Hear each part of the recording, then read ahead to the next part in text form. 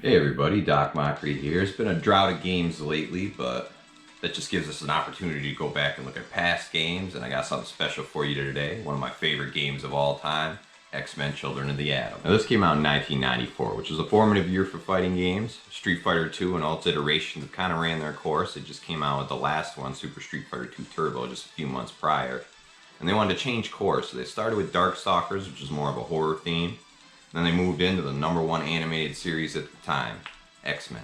I beat the other two games, The Punisher and Marvel Superheroes, for a variety of platforms that I'm on, but X-Men Children of the Atom is definitely the most challenging game of the bunch. Very hard to beat. A lot of people who bought this arcade machine probably have yet to beat it, so we're going to take our fighting game skills to the test and try to take out our old nemesis, one of the hardest fighting game bosses I've ever fought, which is Magneto. So let's see if we could do it, and let's go.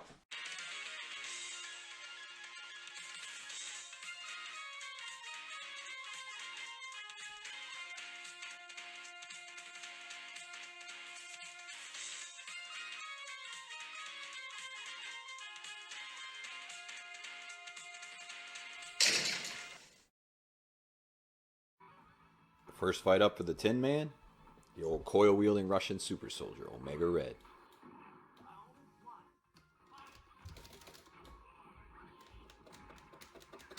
This is one of the many stages with destructible environments. In previous Capcom games, there were destructible items in the background, like the Barrels and Guile stage in Street Fighter 2, but X-Men Children of the Atom added full stage destruction, much like the stages in one of its counterparts, Mortal Kombat 3.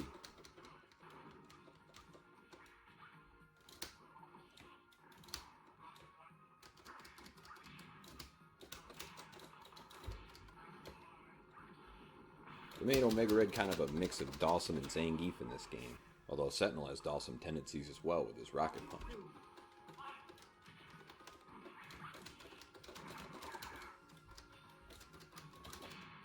Aside from that, the Sentinel moveset has a lot of original ideas, including Flight, which Storm and Magneto also have, and his mini Sentinels that come in several different variations.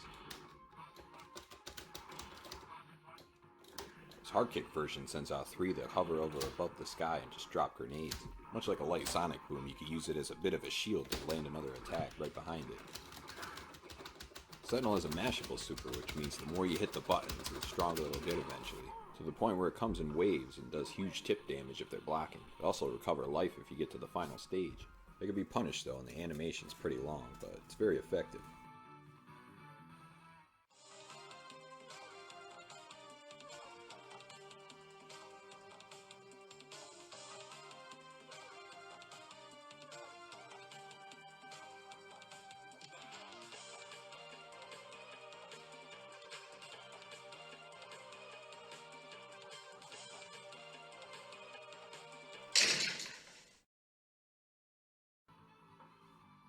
Alright, time to fight the poster boy. These two fought in the very first episode of the animated series. Wolverine ended up decapitating one of the Sentinels. That was the great thing about the Sentinels in the animated series, is that you could decapitate them, you could completely dismember them and destroy them, have them explode, and it didn't even matter because they weren't human beings, so you could have incredibly violent scenes and just have it be okay.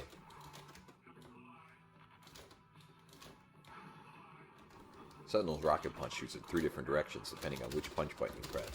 Probably has the best recovery of any long range move that he has, which is saying a lot.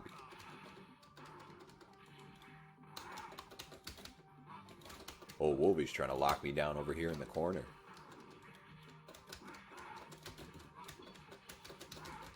That was one of the things I was most happy about back in the day, is that they kept all the original voice actors from the animated series. Especially Wolverine, because the guy who did Wolverine did an amazing job.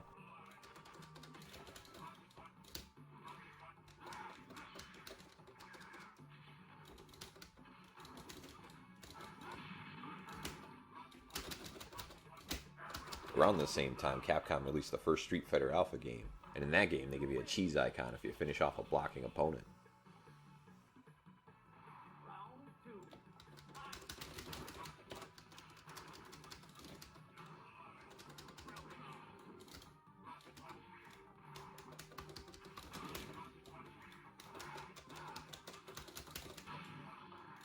Right before this game, they released Darkstalkers, and the character Victor, based on Frankenstein, set a new standard for the size of fighting game characters in Capcom games. This was their next game after that, and they took the character Sentinel and took that to a whole new level. If you see the screen, you see the size difference between the two characters. It's pretty ridiculous.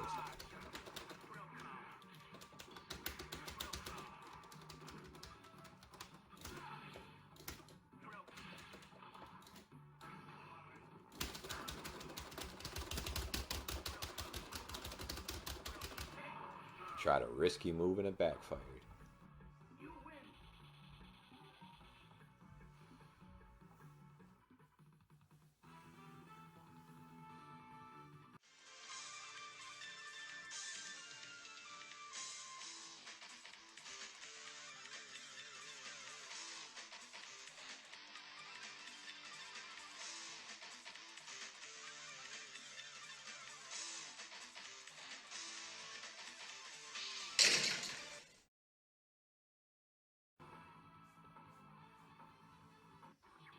It's two of the best animated intros in the game right there.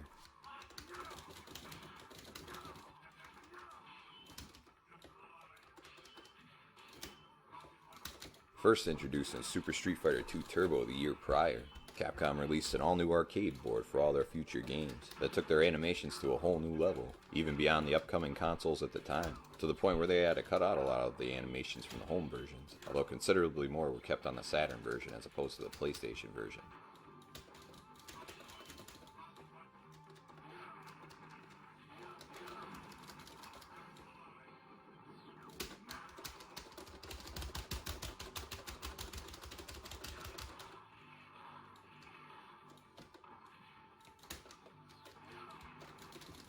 Very close. Let's see if we could come back.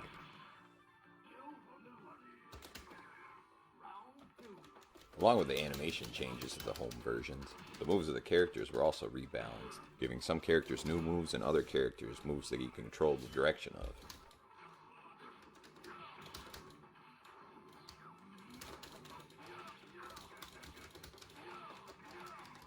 Silver Samurai has been a villain across all the Marvel Universe, but his main claim to fame is being the long-lost half-brother of Wolverine's former love interest in Japan when he starts remembering his past.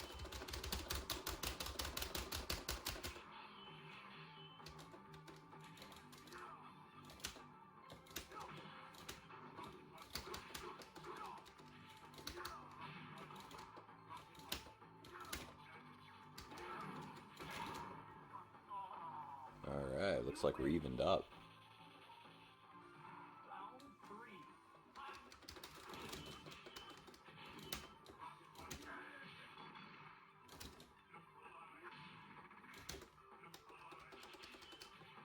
Sentinel's a one-man Swiss Army knife in this game. His foot turns into rotating blades, he shoots rockets, lasers, he's got a giant spiked club, mini Sentinel minions that he shoots in threes, just a lot of attacks all over the place for a generic robot enemy.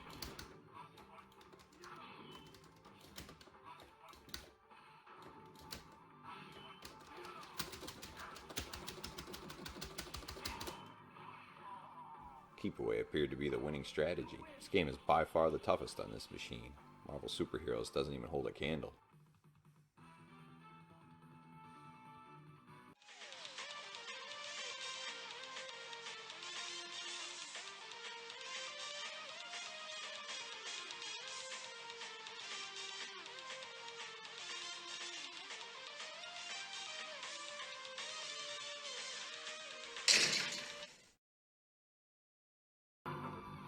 Time to take on the X-Men's resident metal strongman, Colossus.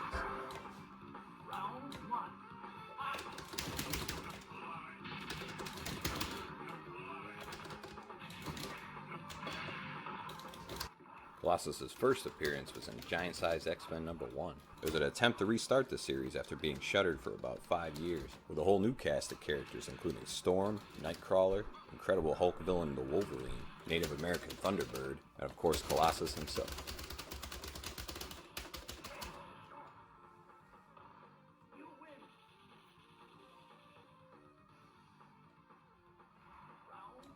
This rebranding and reintroduction took the X-Men from being an also-ran group comic into the #1 comic series in the entire world.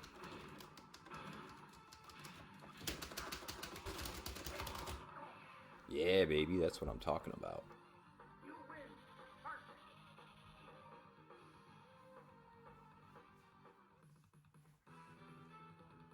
You ain't kidding, buddy.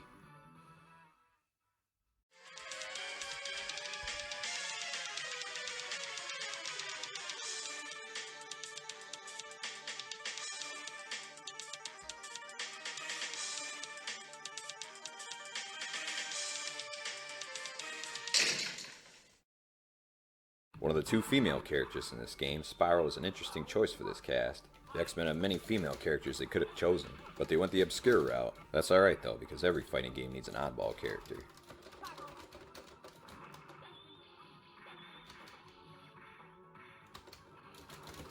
Spiral is a bit like Sentinel in the fact that she's all over the place move-wise.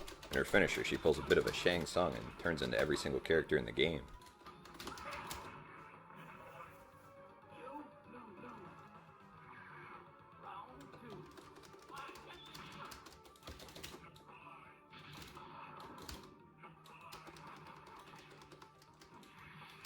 Her stage is one of the more interesting stages in the game. The floor keeps collapsing until it greets her boss, sleazy interdimensional TV executive Mojo.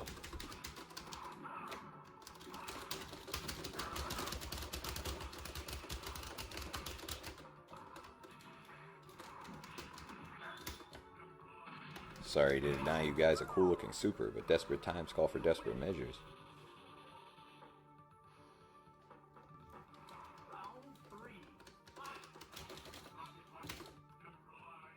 I remember Mojo World caused me a lot of frustration in the X-Men game for the Genesis.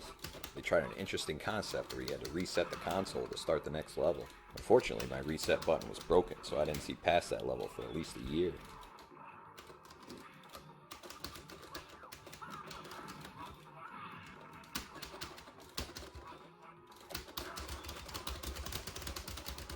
Oh, what a dirty trick.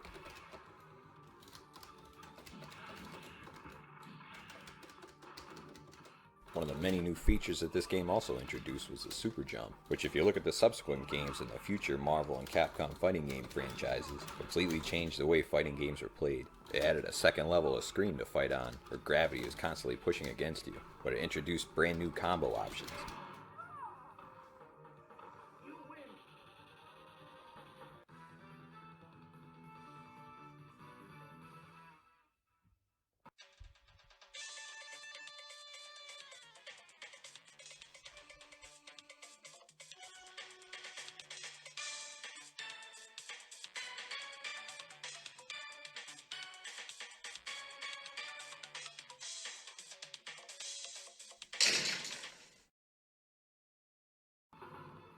One of the 5 original X-Men from the original series back in 1963. He was the jokester of the group, which instantly made him one of my favorites.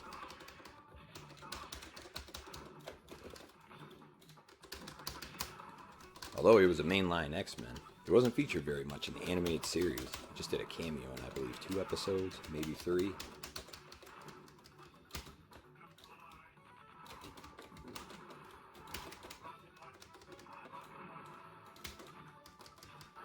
If you were to compare him to Street Fighter characters in this game, he'd probably be the Guile of the group. He only has 2 special moves, but they're pretty effective.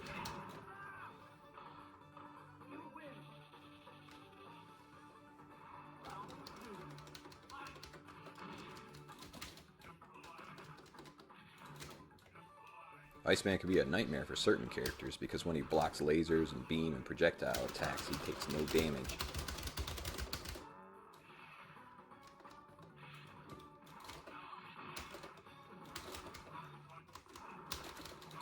One of his supers, like Colossus and Sentinel I guess with his flight, is a status change, where he turns his fist into a giant ball for increased damage.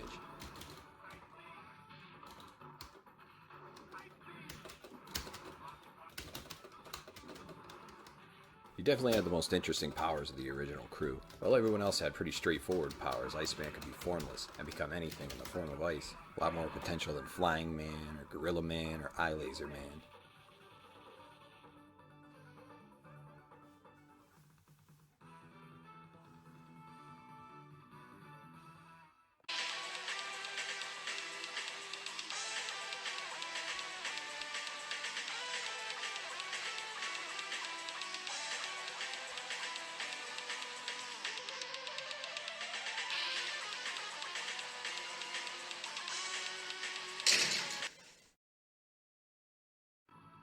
Time to face Professor X's evil giant red stepbrother. Not playable in the arcade game, but for the home console version there's a secret code you could use.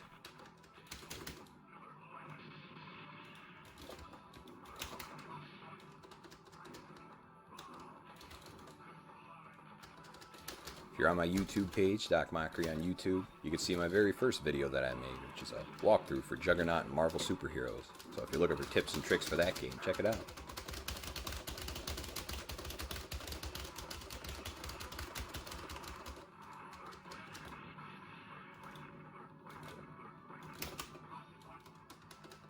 Being the sub-boss, they gave him the unique ability to pull items out of the foreground to use as weapons, which they don't have on any other stage or for any other character.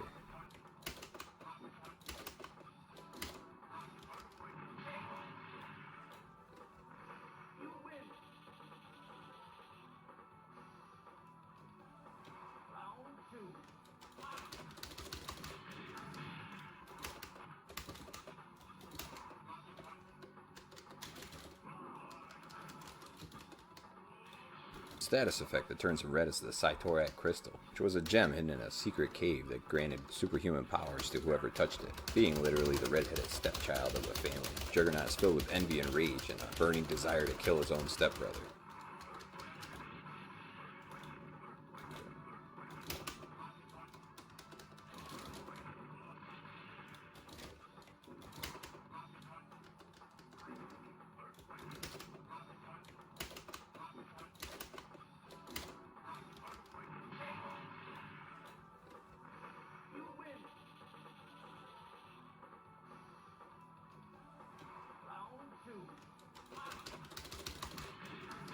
Codes to unlock the bosses were kind of a nightmare back in those days, though. They made it extremely difficult. You had to count exactly a couple seconds on each character, and if you were off by a second, it wouldn't work. And they would make you go through a variety of characters, like 10, 12, and then backwards. That's how you unlock the Puma in this game.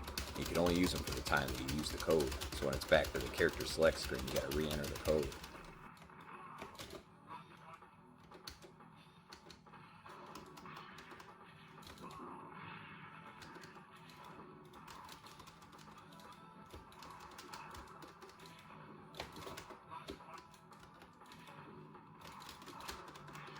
I'm just trying to chip away at him at this rate. He's extremely defensive and extremely powerful, so you always want to be very tactical and careful advancing on him.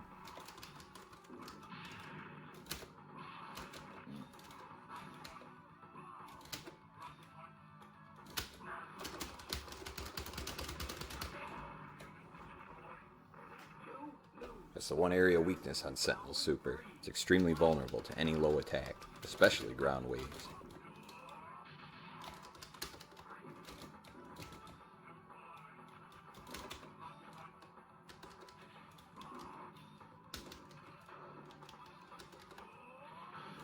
Juggernaut has very good range on his attacks, but he's nowhere close to Sentinel. He has about 8 or 9 attacks that reach halfway across the screen, and that's mostly just his punches and kicks.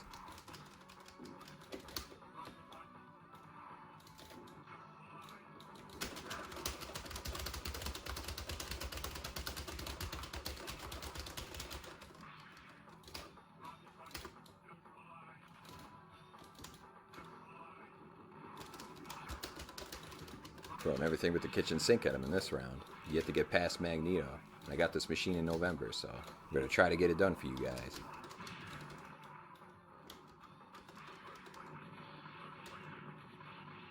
Oh crap, one more hit either way and it's over.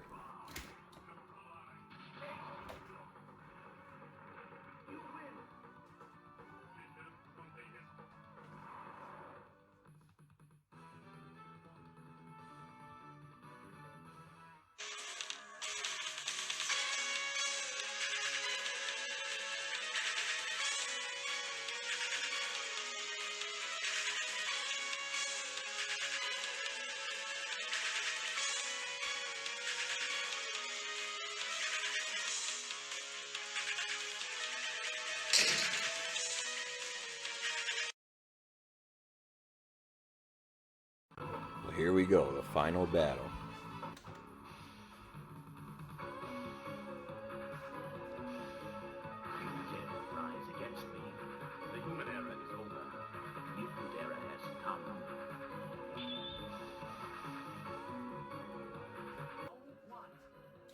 This guy gave me nightmares back in the day on the Saturn version.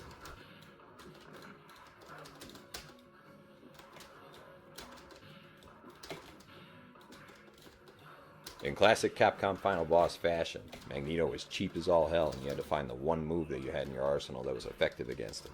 Otherwise, he'd air fireball and magnetic shockwave you to death.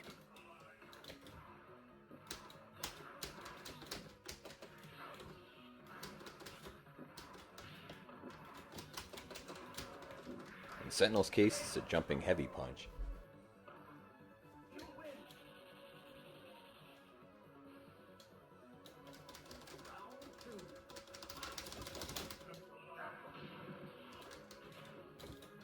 Even though he was the X-Men's main villain, I was always a fan of Magneto's growing up. They made him complex enough to the point where you felt kind of sorry for him and understood where he was coming from, even while he was ripping the entire world apart and trying to kill your favorite heroes.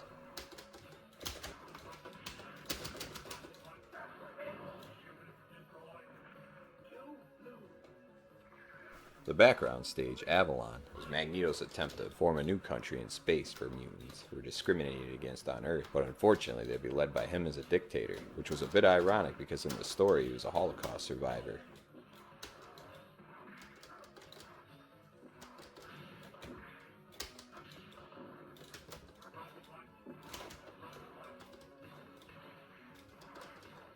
I know I look a bit spastic with my style right now, but the key to beating this incredibly broken boss is just keeping him out of the sky.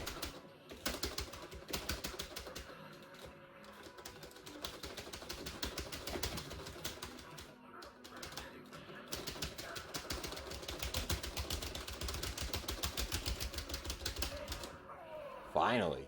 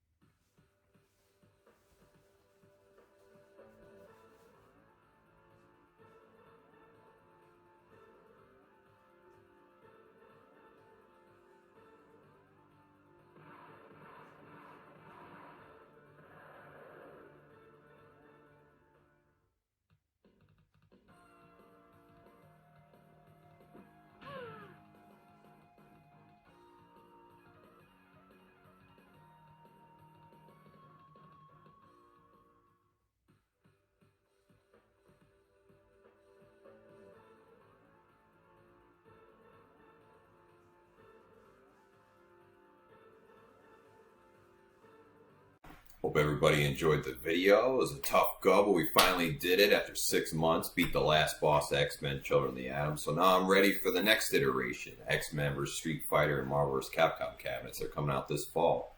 Just need to start saving my money now. They're a little more pricey than this one. Well, anyway, I hope you guys enjoyed the video, and I hope you guys have a great rest of your day. I'm going to have a new one up for you very soon.